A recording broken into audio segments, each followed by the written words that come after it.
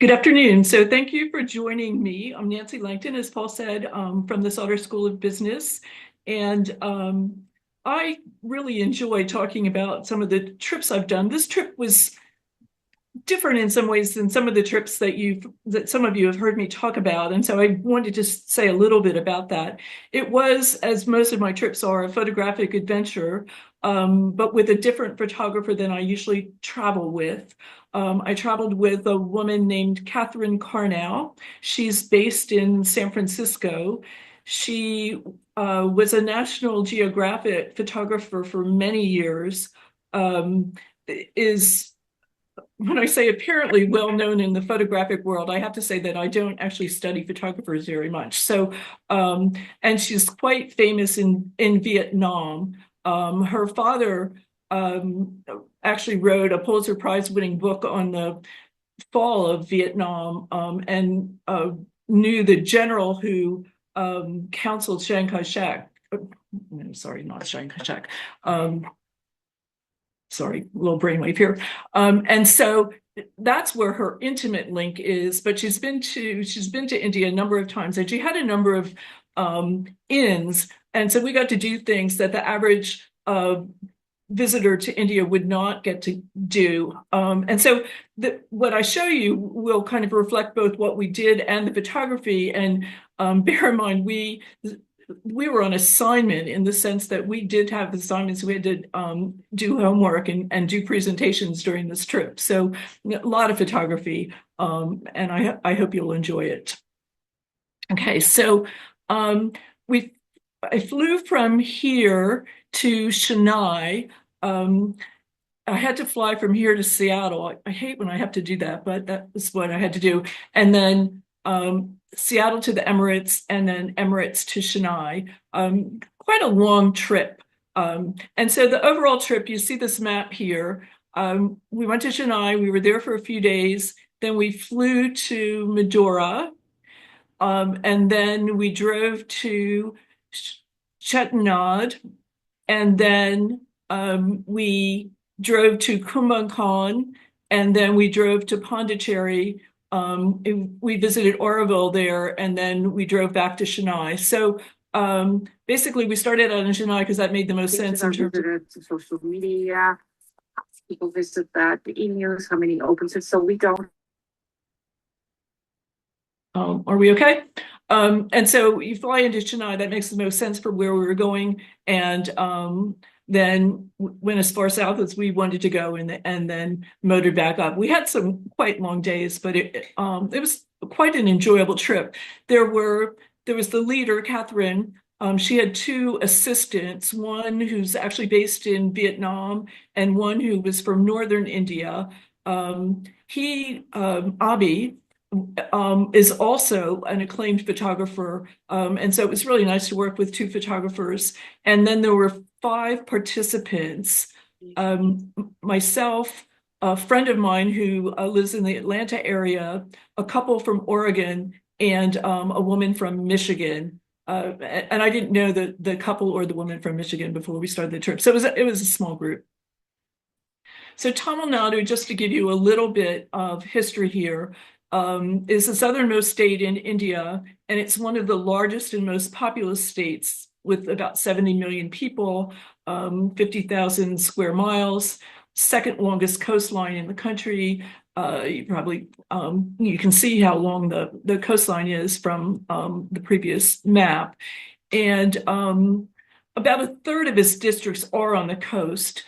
It's the most urbanized state in India. So 50% of the people in Tamil Nadu live in cities, and the biggest cities are Chennai, Madurai, Coimbatore, and Trichy. And I was to 3 of those, not Coimbatore.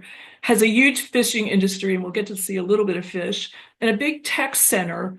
And a number of the people who work in the tech centers in Tamil Nadu often end up in Silicon Valley working for firms there. The former CEO, Ms. Noor, CEO of Pepsi, is from Tamil Nadu, and the current CEO of Google is also from Tamil Nadu, just to name drop for no reason. In terms of another part of the history, the British came to Chennai in the 1600s using the port because that was the largest port. It's Chennai. It was then called Madras. And the British were there until 1947 when India received independence, achieved independence. The French were also in Tamil Nadu in the 17th and 19th centuries, mostly in Pondicherry. And you'll get to see a little bit about Pondicherry later on in this talk. Okay, so started in Chennai. Chennai is the capital of Tamil Nadu. And I'll give you a mix of where we stayed. So the first place that we stayed was the Taj Club, a very nice and very modern hotel. It had at least 3 restaurants in it. And the breakfast was always a huge buffet in one of the restaurants. So that's the outside of the building. And I always take pictures of my rooms. I'm not really sure why I do this. It's quite a large room. You can kind of get a sense from that, but a nice modern room and looked over the front of the street. Our first assignment after we all got situated was to go to Marina Beach, which was maybe a 10 or 15 minute drive from the hotel. And our assignment was to photograph people, photograph whatever we wanted to be quite honest, and just start doing it. And so, I mean, I'm not going to show you all the different photographs I took for my assignments, but I thought it was fun to kind of see. So this beach, it was a Sunday afternoon, lots and lots of people at the beach. You can certainly see that more in this photo where lots of people are gathered. And one of the joys and one of the hardships of being a photographer is getting people to agree to be in your photographs. So these 3 women, young women, were sitting chatting, and I walked up to them and introduced myself and asked if I could take their photos. So they didn't say no. They covered their faces a little bit, but let me take the photo. And so then when I finished taking the photo, they wanted to take a photo of me. Which is not uncommon. And so then they stood up and I was standing up, and we took a selfie, all of us. They took the selfie. And so then I said, okay, well, now that you've taken a photo of me and you have all of my face, how about we see if we can get your faces? So they stood there and let me take another photo, but you can see that they were sort of covering their faces again. It was quite playful and it was quite fun. Lots of different things were being sold on the beach. This woman was selling like bubble things. And so I caught a photo of her making bubbles to kind of entice the crowd. And you can see this young boy running towards the bubbles and actually trying to catch them. Lots more photos on the beach, but that was just to give you a sense of that beach. It was very crowded, lots of food, lots of little families in gatherings doing things. And it was a really beautiful day.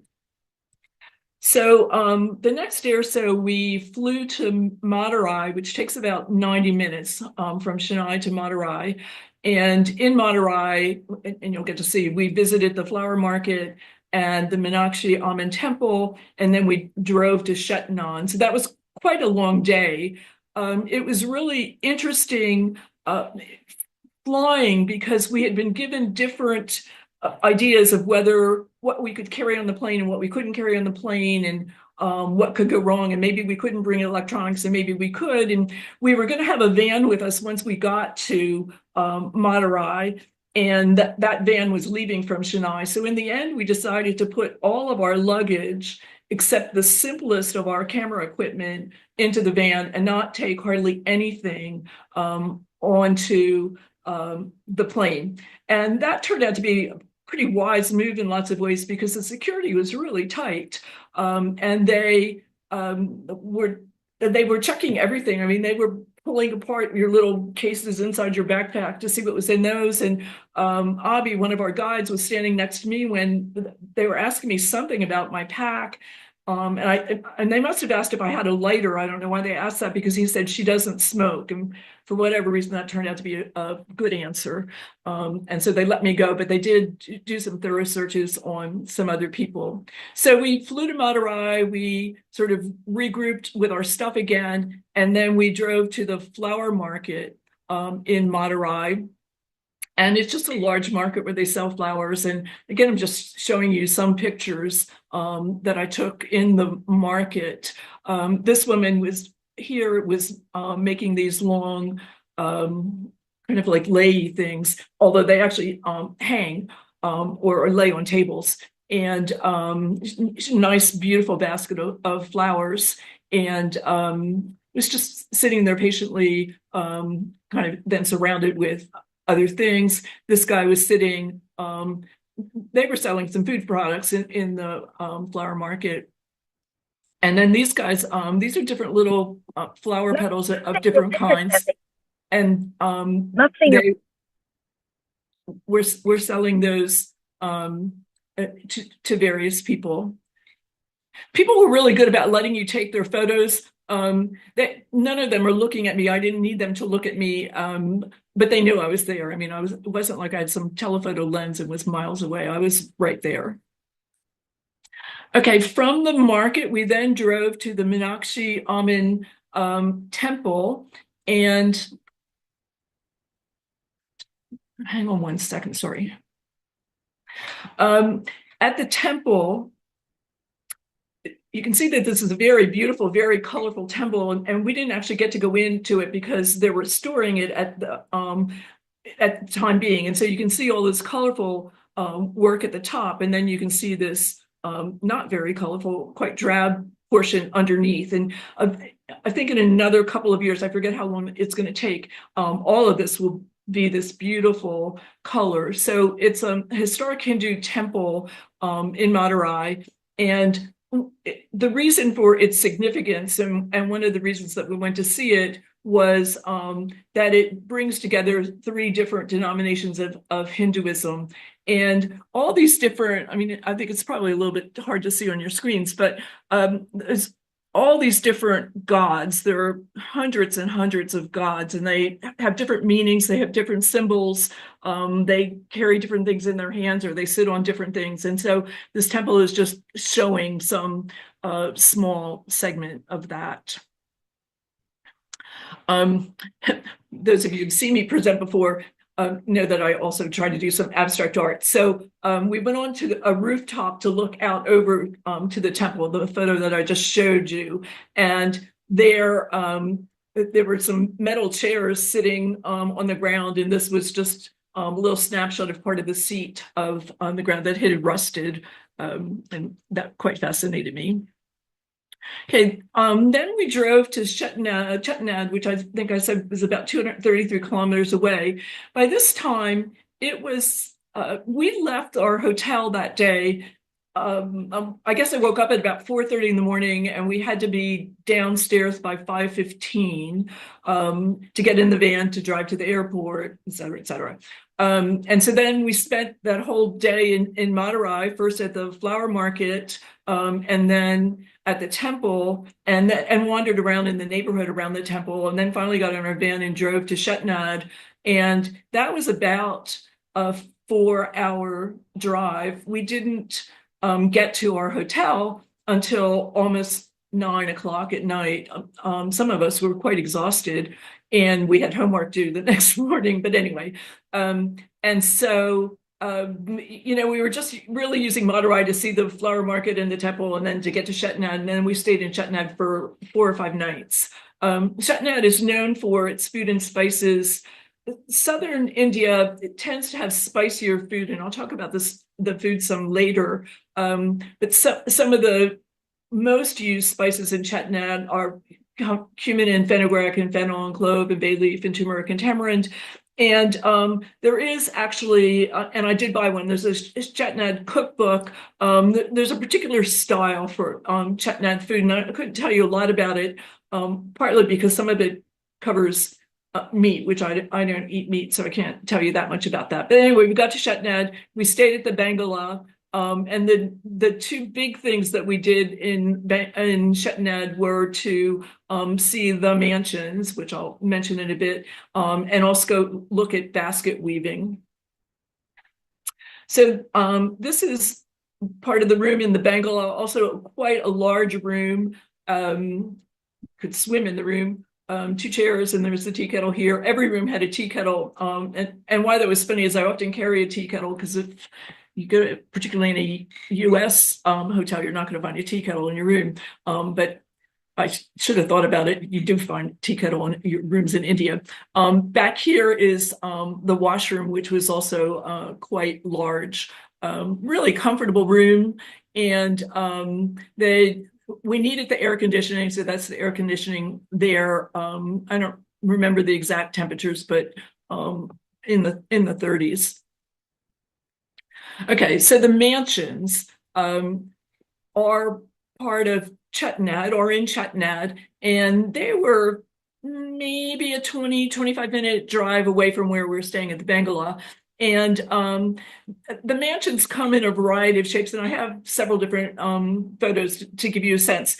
These are buildings that were built in the many of them in the 1800s, and they were used for people of wealth. Nowadays, most, at least the ones we saw, and we didn't see all the mansions, trust me, most of them are not occupied, but some of them are being really reconditioned, and a few of them are being lived in. It maybe in the lower level of the mansion while it's being restored. So I just wanted to give you, I mean, it's hard to get a sense from some of these pictures, but you can see how well restored that this particular mansion is. And this one is a bit older.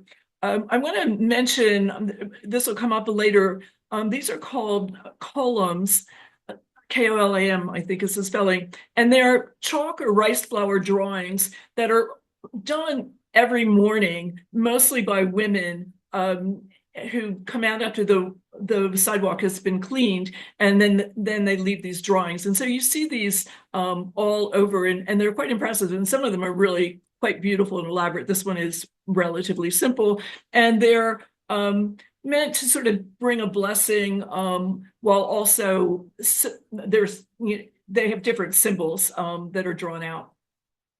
These are some of the larger shots of some of the other mansions that we saw. And you can see the architecture is really quite stunning and quite elaborate. And so that was really interesting to see. Catherine, our leader, said that at the moment, tourists can't go into these.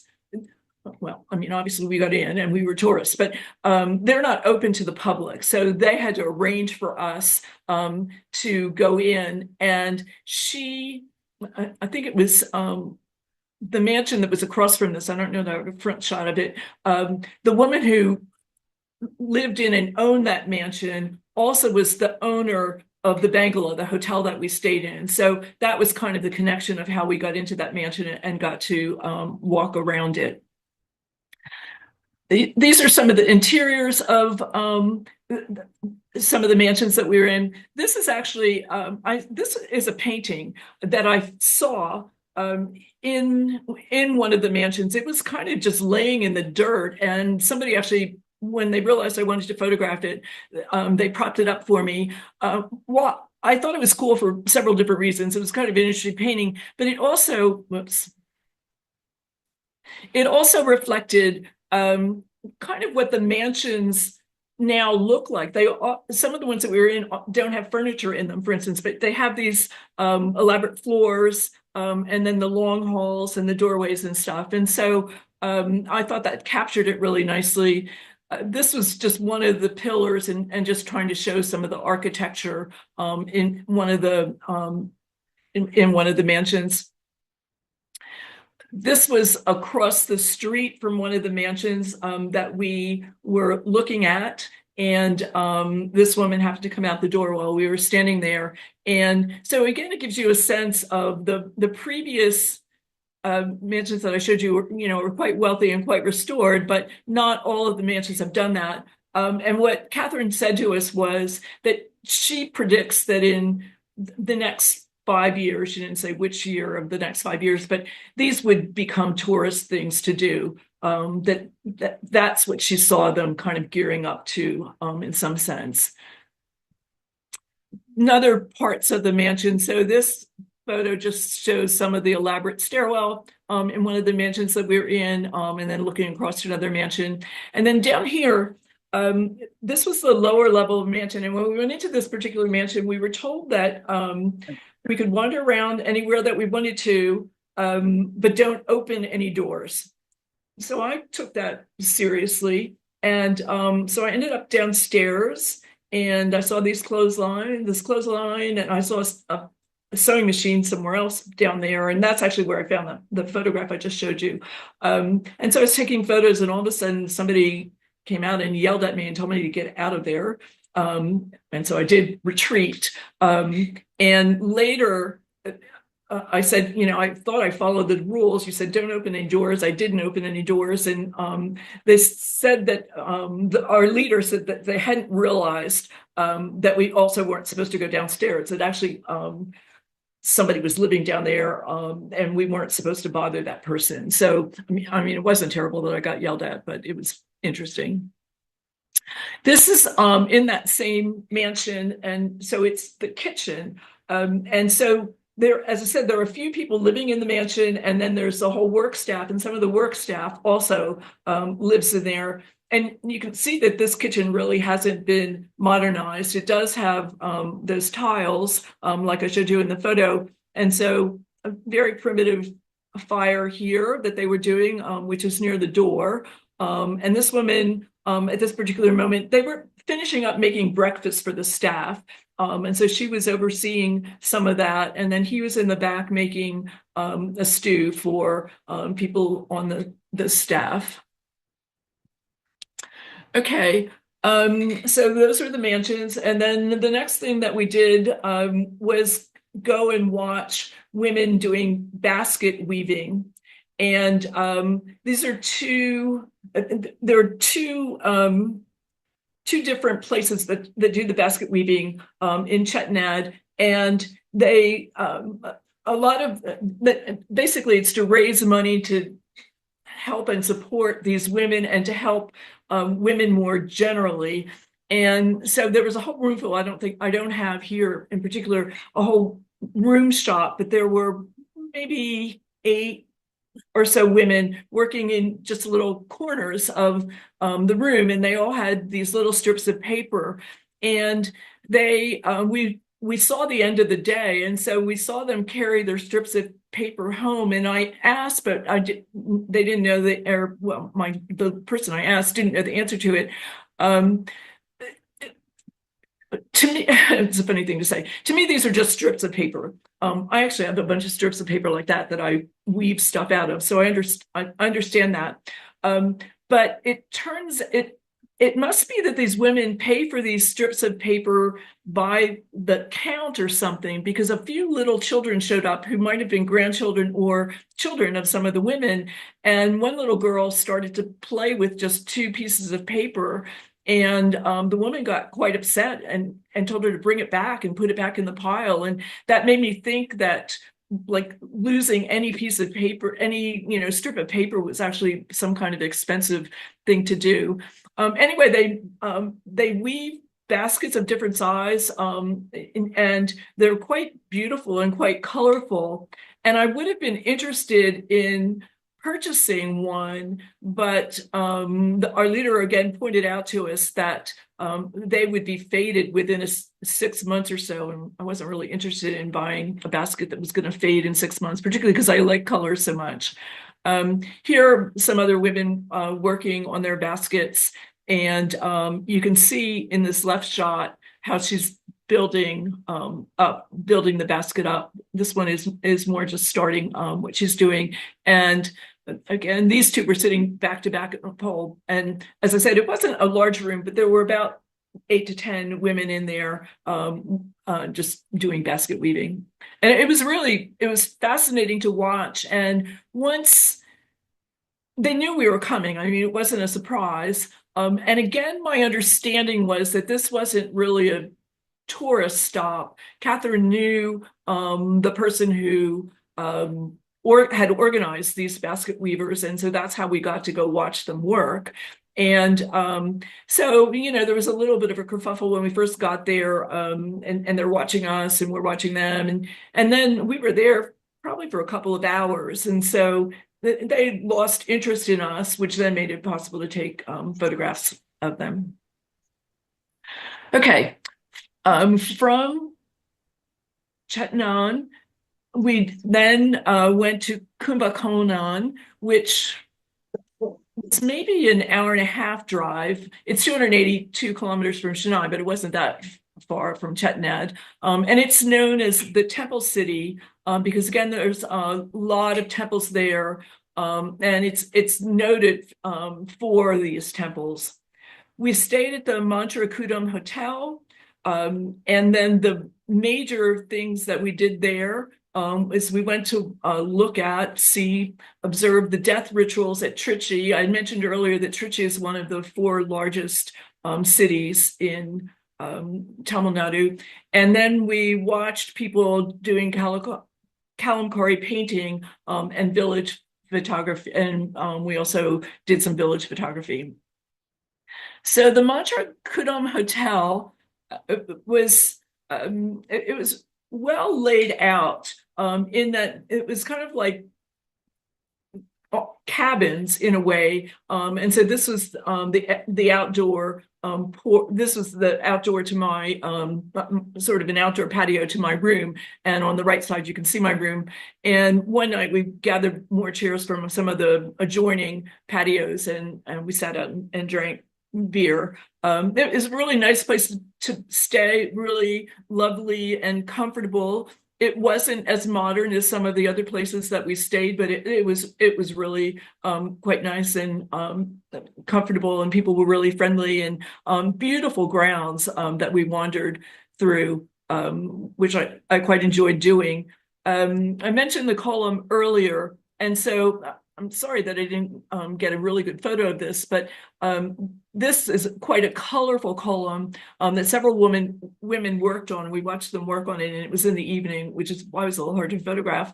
And they were working with different colors, as you can see, and they had a piece of paper where they had sketched the design that they were going to do, and so they would refer to that once in a while. And the paper was only like, say, 8.5 by 11, and then they, worked out the design very carefully. And so, it's meant to bring good luck and send wishes to the gods as well. This was, I should also mention, this was the entrance to that hotel that we were staying at. So large entryway with the desks and things. And then there were offices behind. Nobody really stayed in this building. We stayed in all those different cabins that were around.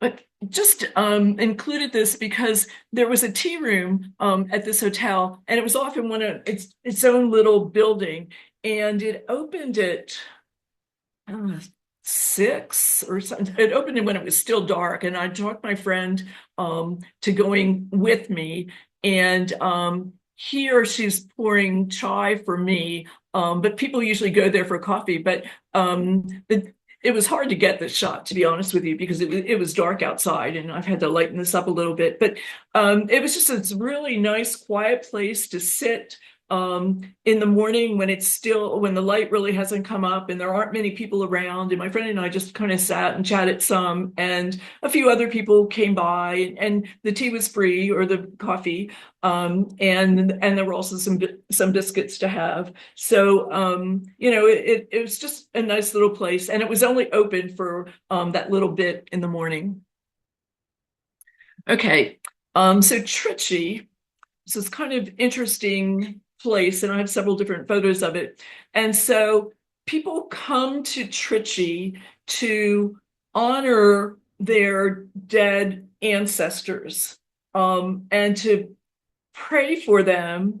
And I did try to ask about what that meant, because I didn't quite understand it. But the idea was that you're praying for them, but really you're praying to them to help give you insights and blessings and things like that. And so there are a bunch of these different gurus, if you will, in different places around this area. It's not a really large area, but there were a number of different stalls, and the stalls themselves, these were lined up, some of them did have numbers, because I was asking, do people go to the same group? Because they do this like once a year. It's open year round, but people go once a year.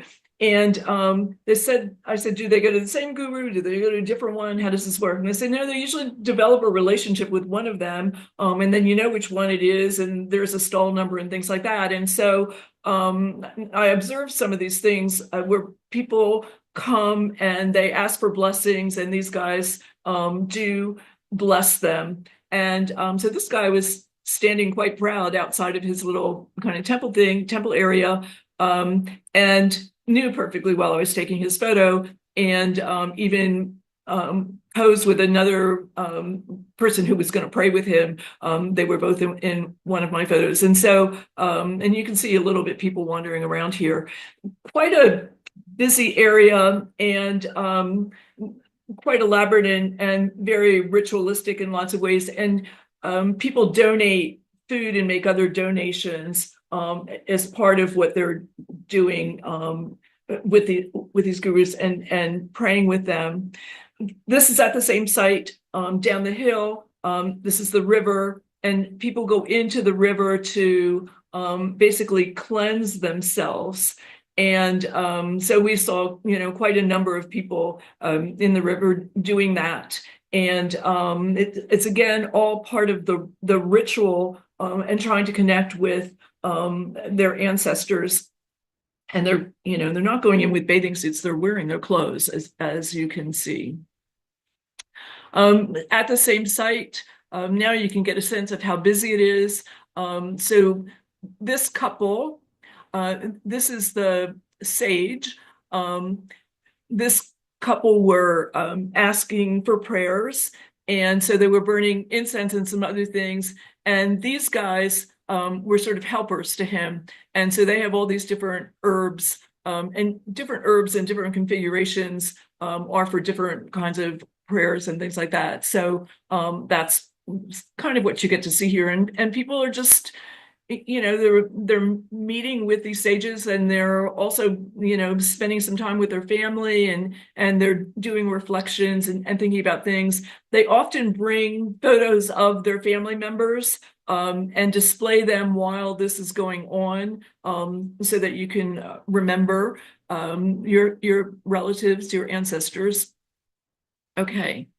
Then this is a different, I think this was a different day. I don't remember. So we went to another village to see Kalamkari painting. And this is kind of traditional Indian textiles. They're hand painted. The one on the left is quite an old one, and it was very, very long. And I just took a shot of it that was hanging on the wall. And then on the right, what we were doing was we were in this village to watch how this got done, and watch these people do a little bit of the painting on the Kalamkari, so that we could see how exactly it was done. And so we got to watch that. And you can see it's quite elaborate. These are sketched out first, and then I think sketch out with pencils and things like that, and then filled in with color. And typically they work on just like one or two colors at a time and get that done. And again, one of my abstract art. So this is one of the drop cloths. So they're, smearing, they're trying to dry off their brushes, or take some of the paint off their brushes and use that cloth. This was at we went to 3 different sort of places where we were watching the Kalamkari. So here what was happening was they were dyeing the fabric. And so it's a little hard to tell, but like this one has sort of a yellowish background, and this one does as well. And they're dyeing this fabric sort of a yellow. What they're using is cow dung. And so they've made a paste of cow dung, and then they've put it into water and gotten that all mixed up. And then they keep dipping, and we watch that go on. They dip the fabric in, they pull it out, they dip it in, and then at some point they roll it up and squeeze the water out to kind of make sure that they've evenly colored the fabric, and then later they'll hang the fabric to let it dry.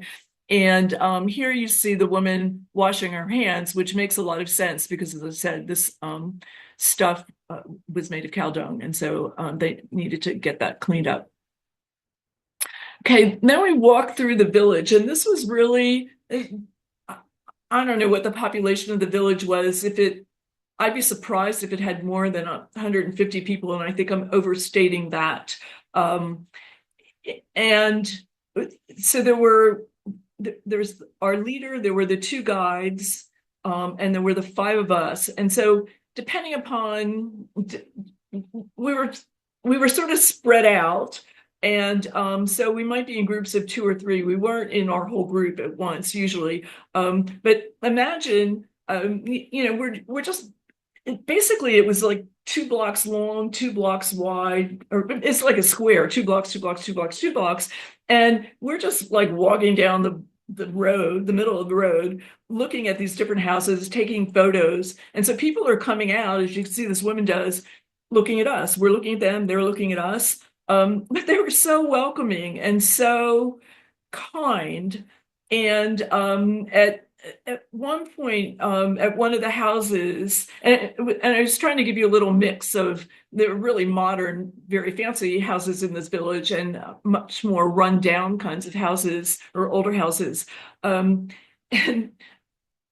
so at one of the houses, all of a sudden I got this idea that I wondered if I could see somebody's kitchen, just because I was curious about seeing the kitchen of somebody. So the guy said, "Oh yeah, you can do that. We'll just ask." So people were like, "Oh yeah, sure, come on in." And they showed us the kitchen, and the kitchens are really quite small. You see a little bit later in a different photo, but kitchens are quite small, but a wall of spices usually, and a few pots and pans. And so they told us a little bit about their kitchen, then they would tell us about their family, and they just chat with us as best they could. Not everyone spoke English, but in the families that we visited, at least 1 or 2 people were quite fluent in English, and then sort of go from there. And what was amazing was, people thanked us for coming into their house and visiting with them. The longest we might have stayed was 10 minutes.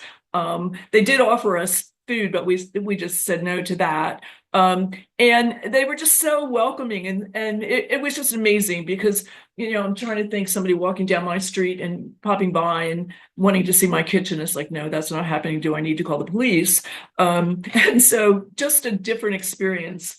I did have one, to me, very shocking experience in this town. So I came out of one of the art galleries that we had gone in to watch this painting, and you have to take your shoes off to go into any of these things. So I came back out and trying to put my shoes on, and I'm not really paying attention.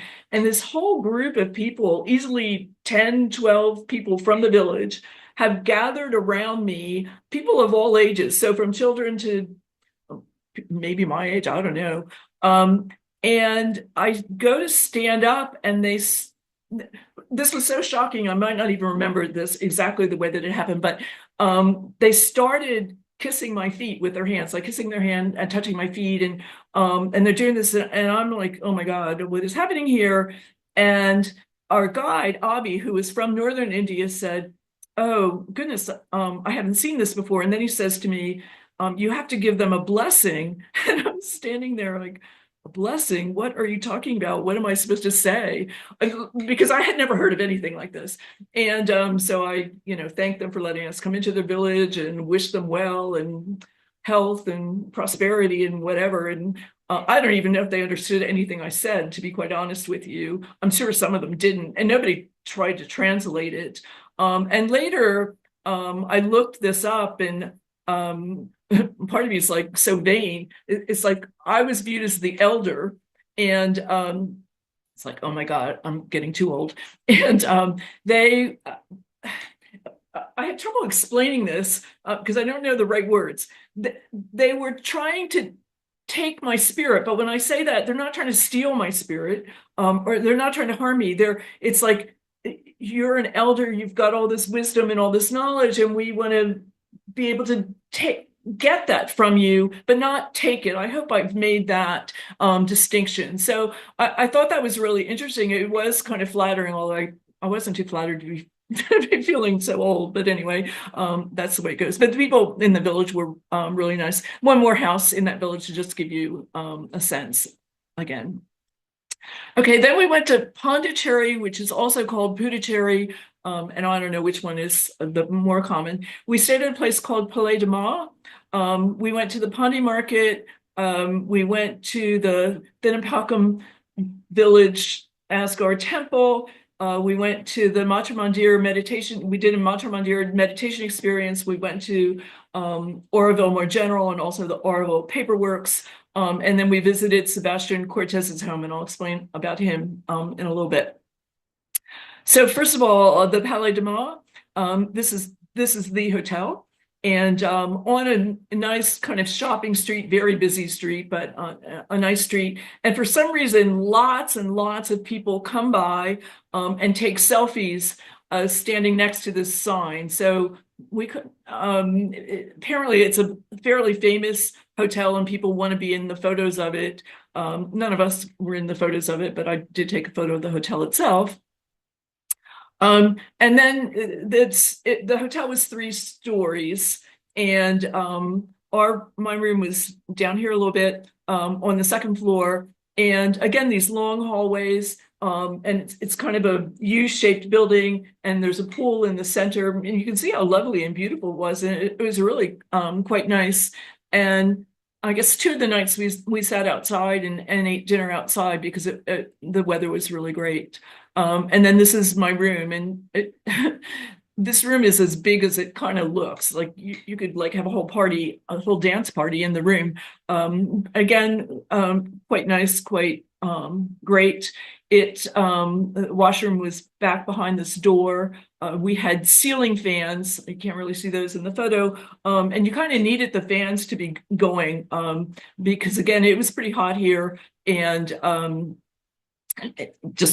it made the room more comfortable. Made it easy if you washed clothes by hand, which I did do a couple of times. Things dried really quickly, so that was really a benefit in some ways.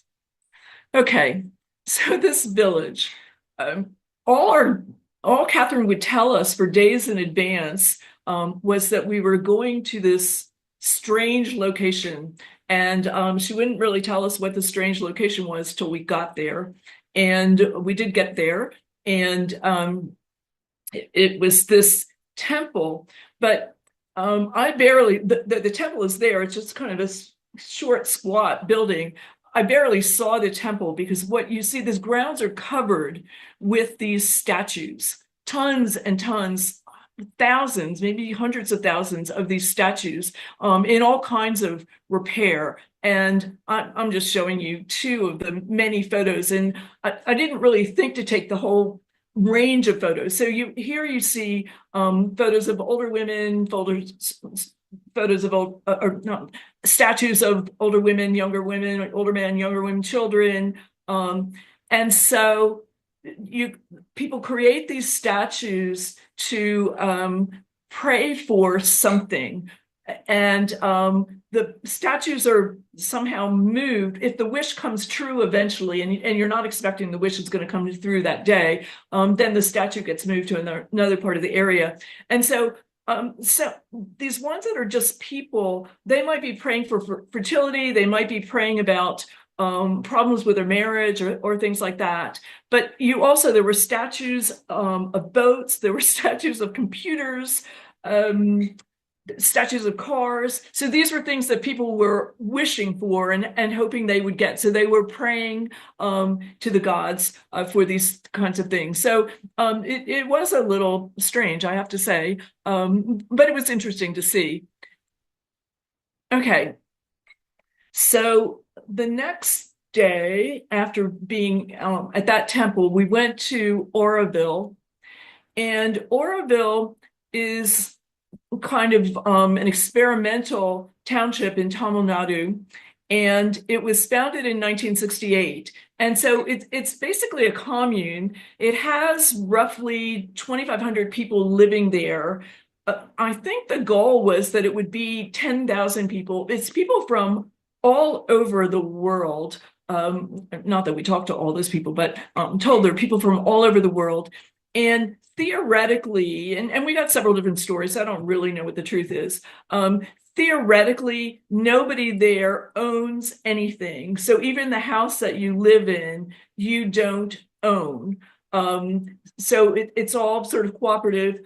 People kind of barter and work in the store and stuff in order to get things. So money is an exchange. That's something that I kind of want to make clear. And there's a whole educational system in the village in Auroville. That there isn't a hospital in Auroville. There's some doctors that have to do the hospital outside, but it's maybe 15 miles away, but not hard to get to. We learned. We visited with a woman who actually ended up doing her PhD on Auroville at a UK university and has written a book on it. Although when I went on Amazon to look at the book, it was like $168, and that seemed a little expensive to me. But anyway, and so she was raised in Auroville, and I think she had one sibling. And she left when she was 18, and she went to I think she went to Berkeley. I know she went to Berkeley for some of her training, and she was never planning to come back. But she did her undergraduate and then she did her master's, and her professors kept saying, you should really write about this. This is a very unusual experience. We don't know much about it. And so that's what she ended up doing her dissertation on. And, one of the stories that we were told was that even though they say that there isn't an exchange of money, first of all, when you sort of decide to move there, whatever is yours when you come in, that is yours. You don't have to donate that to anyone. But people have been living there. Some people have been living there since 1968, and but what we were told was that if you want to move to another house, maybe a bigger house in Auroville, you actually have to come up with some kind of money to give to the person who's in that house, because the person in that house is going to want to move to some other house. So we sort of heard two different stories, a kind of a purist story and a cynical story. And as I said, I don't know which exactly is the truth, but it's the longest standing commune in the world, to be quite frank about it. It's not religious in any fundamental way, but there is the spirit of the mother and Mother Earth. And so that's what they think. And they talk about this woman, Mira Alfasa, and they refer to her as the mother. They started building it after 1968, but she actually, I don't think was alive by the time it really started being formed, but she is their guiding principle in all kinds of ways. Okay. So in Auroville, this is not my photo. In Auroville, there is the Matra Mandir, and we had the Matra Mandir experience. And so it's huge gold color globe, I mean, extremely huge. And people, you can get access to it at sometimes during the day. But I've talked to some other people who've been there. All they did was you circle through a whole bunch of stairs. It must be 500 stairs to get to the top of it. And you have to be dead silent. You're told before you get there, you cannot cough, you cannot sneeze, you cannot talk. You must be quiet. So you have to leave everything in a locker. And they said, if you have one key, that's okay. But if you have a couple keys on your ring, you can't really bring that because they could jingle. They're very strict about this. How our experience was different was we actually got, not that I'm good at this at all, but we got to meditate within the sphere, which is not the common tourist experience. The common tourist experience is to just go up through it and see, where we sat for about 20 minutes in silence trying to meditate. And So it's a spiritual building, as I say here, but it's not a religious building. And it's designed for meditation and concentration.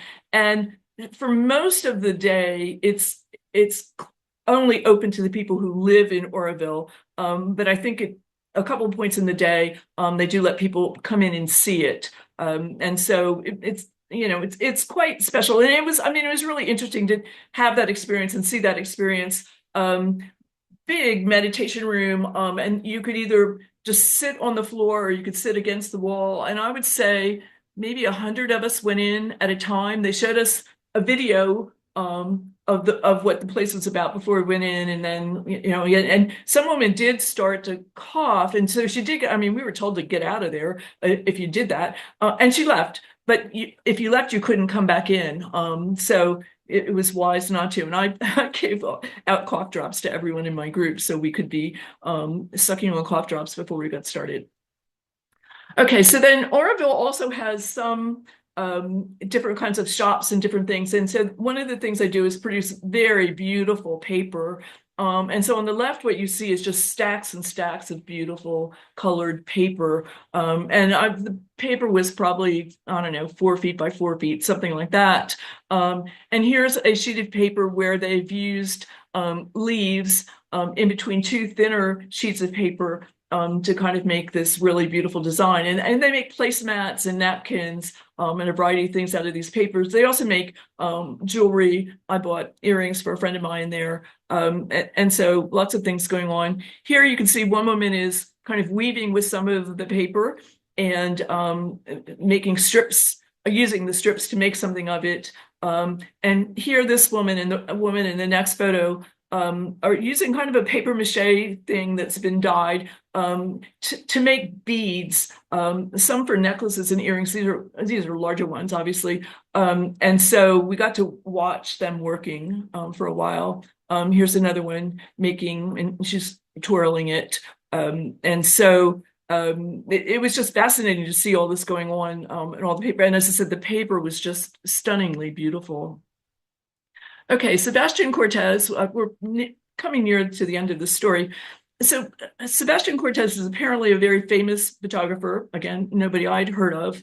And he's an American, but he spends half his time in Italy and half his time in Auroville. And his wife moved him to Auroville.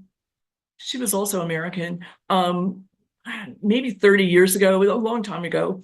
And she decided they should go to Auroville. She'd heard about it. And so he gave up everything and moved to Auroville with her. The upside of all that was she took care of everything and he got to do his photographic work. And so he kind of bought into it. They're now divorced. I think they've been divorced for quite a while, although we got to see the house that they lived in and that he sometimes lives in when he's there and she's not.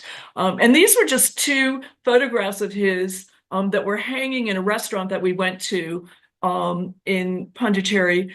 And he does a lot of this architectural work. And I was amazed at his photographs because when I take photographs of things like this, there's always this arcing thing. And we asked a little bit about his camera, but I didn't ask the right question because he's using some kind of lens so that this doesn't round out. But he's known for capturing the forgotten histories of India's architectural heritage. And so he's published a book on Pondicherry. He's done a number of shows in Pondicherry and Chettinad in other parts of India. And mostly his work is, a lot of it is in architecture and most of it is in India, even though he lives part-time in Italy. Fascinating. We got to meet him. We spent about an hour, a happy hour with him. Fascinating. He's the one who's the cynic about Auroville. So as I said, it was a little hard to know, but he was very gracious about showing us his house and his studio the next day when we were in Auroville itself. Okay, just want to say a little bit about the food. According to what I've read, 97% of people in Tamil Nadu do eat meat, including pork and beef. And I say that, and then I say, but there was a lot of seafood, and it was very easy to get vegetables. So, here's a few things that you'll see. It's kind of a typical breakfast with the different kinds of breads and doughs, and then some rice and some porridge. And so that was kind of interesting. And that's not my photo either. Lots of seafood. So I went to a fish market, huge fish market. And so this is just two photos from the fish market. It was one of the biggest fish markets I've been in. On the left are, I was shocked, those are baby shark. And my first reaction, which is going to sound ridiculous, was I didn't know there were baby sharks, but I didn't really mean that. Of course, there are baby sharks. If you're going to have large sharks, it never occurred to me that you ate baby sharks.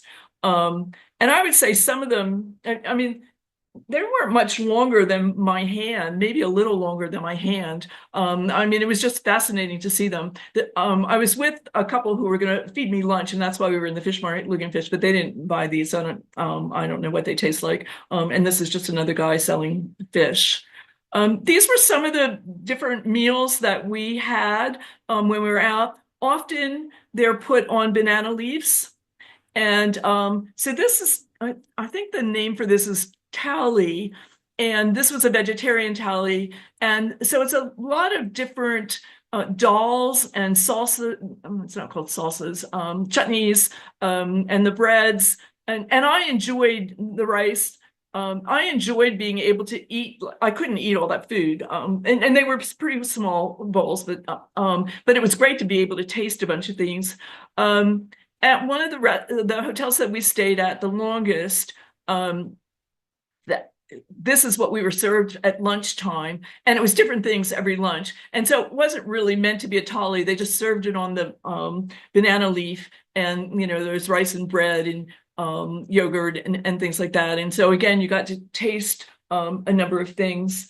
And then one of the places had these prawns that were amazing, absolutely amazing, and huge, like almost lobster-sized prawns. They were delicious. So the food there, most of the food was good, but I have to tell you that I had trouble with the spiciness, and I eat spicy food. Like before I go to the gym, I put chili spice into my oatmeal, chili oil into my oatmeal and eat it. I couldn't handle the spices here. There was something about the specific chili powder that they were using that really tore apart my stomach. So that was a little bit uncomfortable. So I had to be a little bit careful about that. Okay, my last day there, and this is the unhappy part of my story, because the rest of it was great. I asked if I could take a cooking lesson, and while I was there, and so went through some groups, and they said that, but it turned out they don't really do cooking lessons, at least in that part of India. Maybe they don't. And I've taken cooking lessons in a bunch of different countries, so I would have thought that it could have been done in India, but it wasn't really. So what they were really doing was cooking lunch for me. So this was like having tourists come into your home and you serve them lunch, and you get to exchange ideas or talk, learn about them. So I did get to, this is the husband and this is the wife, and they had a 6-year-old son. And so they cooked two kinds of fish for me, a fried fish and a poached fish. And they made puris, and they also made chapati, and they made rice. And you can kind of get the sense their kitchen is not really large. And I was like tucked in a corner here. I could barely fit in the corner and take photos. So I didn't have really good angles. Not that that really mattered. This is their stove. So 2 burners. So when they went to cook something else, something had to come off the burner. They did have a pressure cooker, so they did use that. So they made me lunch. I don't think, no, that's the last photo. So they made me a lunch of the fish and things. And before I went, one of the things I was very clear about was what was the water situation, because I said if it's possible to get food poisoning, I will get food poisoning. And they said, no, it's filtered water. And I said, this is a deal breaker. And they said, no, it's filtered water. You don't need to worry about this. So I get to their house. They do have this big thing on the wall that looks like it's a filtering system, and tubes going from the sink, whatever. But they were mixing when they would use the filtered water and when they would just use what I call the sink water, the tap water. And anyway, without getting very graphic, I think I watched them wash some cilantro and wash some onion in the sink water. And I tried to make sure that I didn't eat, because it was like fresh stuff. I tried to make sure I didn't eat that. But in one of the photos I looked at when I was going through this again, I noticed that that was touching some of my food. And I guess I didn't watch that. Anyway, about 10 days after I got home, I was very sick. And it turned out that I came home with giardia. And that was not fun. And I ended up on 2 rounds of antibiotics, and I'm mostly fine now. But that was one thing. But I tell you that story, that was not fun, and I'm not kidding about that. But I have no regrets. I don't blame anyone. I don't think people should be doing cooking lessons in their own home is something I personally feel, and I've not had that experience before. So that's something I personally would stay away from because it's just a little risky. But other than that, so that's my trip, and I'll just stop the sharing. Sorry, I ran over. I was trying to watch the time. Thank you very much, Nancy. Was this your first trip to India? It was my first trip to India. Okay. It's an interesting place to visit for your first trip to India because it's not where most tourists go to when we go to India certainly for the first time. So how Yeah. did you choose to go to this part of India as opposed to the usual touristic site? Yes. So mostly I had been wanting to go to India for quite a while. And I kept waiting for the two people that I usually travel with, the photographers I usually travel with, to do an India trip. And they'd done some India trips, maybe not while I've been going with them. And it just never came on the agenda. And so my friend from Atlanta spotted this trip. And it was, another photography trip. So I just decided to do it. So, I wanted to go to India, but I didn't really have a location. This was a way of going to India. And that's really all I can say. Now, the couple that do run most of the trips that I take, they said that India is on the map for next year, although they haven't told me where they're going. I'd probably go back, except if they're going to Tamil Nadu. I'm not going back to Tamil Nadu. Yeah. And one other question, and I see Rick Stokes is on the talk.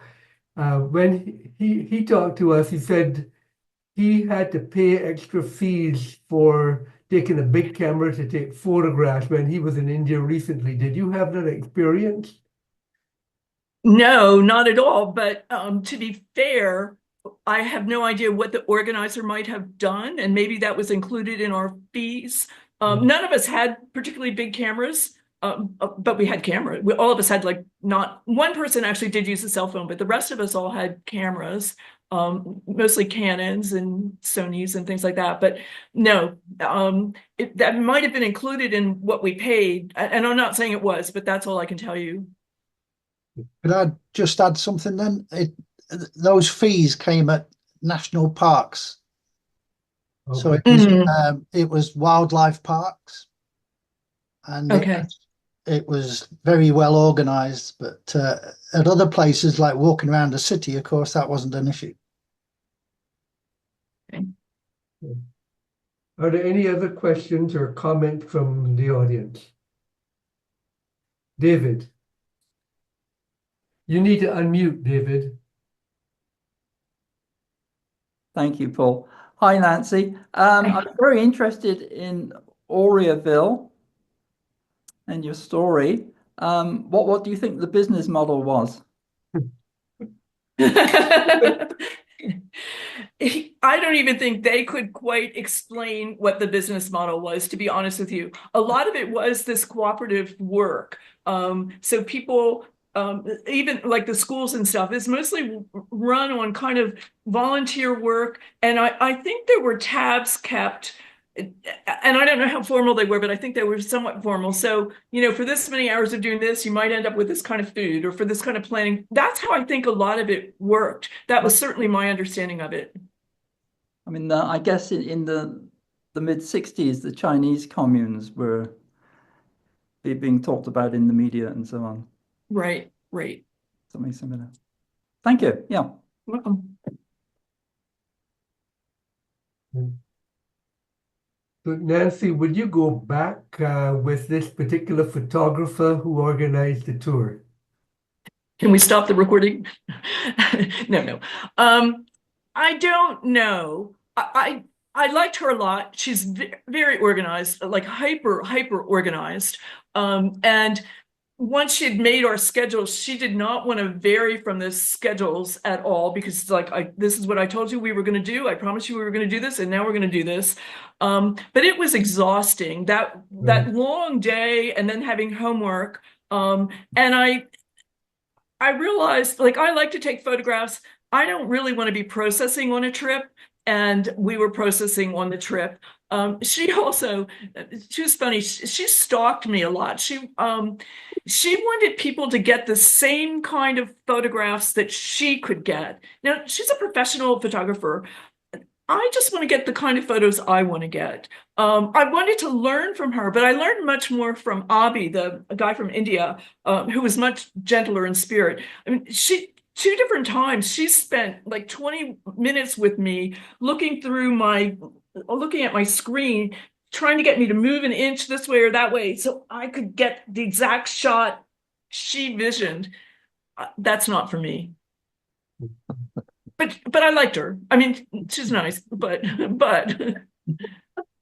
Yeah, I was quite impressed as I listened to you, especially that one day that this was hard work. Not much of a holiday type of activity. yeah. Any other questions, comment? Yeah. Joel. Hello. Thank you very much. That was highly interesting, and the pictures were superb. Can I ask you how much it costed you? So I knew you were going to ask me this. I don't remember, but I would say it was about 8,000 US. So you spent a week there? No, it was almost 3 weeks. Oh, okay. Thank you very much. That didn't include airfare. It did include the internal Chennai to Madurai, but it didn't include getting from here to there. That's what I feel that. Yeah, Thank you very much. sure. Okay. Well, Nancy, thanks very much again for a wonderful presentation, and thanks for the audience for attending. Before we leave, I want to mention that our next meeting, let me see if I can bring it up here, and the date. And the next meeting is going to be on May the 15th, and David Eddington is going to talk to us about experiences in Africa. I don't know if David wants to say anything now or just leave it be as it has been advertised. David, you're on if you wish to say anything further. You need to unmute yourself if you want to talk. Thanks, Paul. Okay, just a bit of a blurb. The talk will be about my 5,000-kilometer rail journey from Cape Town in the south of the southern part of Africa, sub-Sahara Africa, across the continent to the Indian Ocean coast at Dar es Salaam, and some of the interesting people on the train and some of the interesting places that we stopped off. For example, who would have guessed that there's a railway station at the Victoria Falls? So I'm a geographer. This is a talk about people and places. Thanks. Thank you very much. And we have sessions scheduled for July, for October, for November, but I would like to have someone volunteer to give a session in September. So if any of you are interested in talking in September, please send me an email and we can arrange a date for you. Otherwise, we're pretty well booked up until the end of the year. We could fit one in December. I beg your pardon? What's your date in September? I usually, you have the second or third Thursday of September, of the month, and it's flexible depending on the availability of the speaker. Claire and I will see if we can come up with something. Yeah, we would certainly love to talk about our cycling trip in Sri Lanka. Excellent.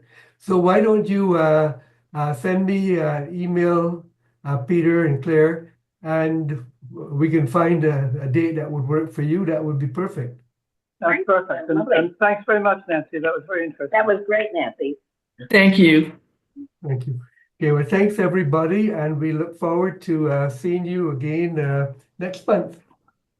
Thank you, Nancy. Thanks, Paul. Paul. You're welcome. Bye bye.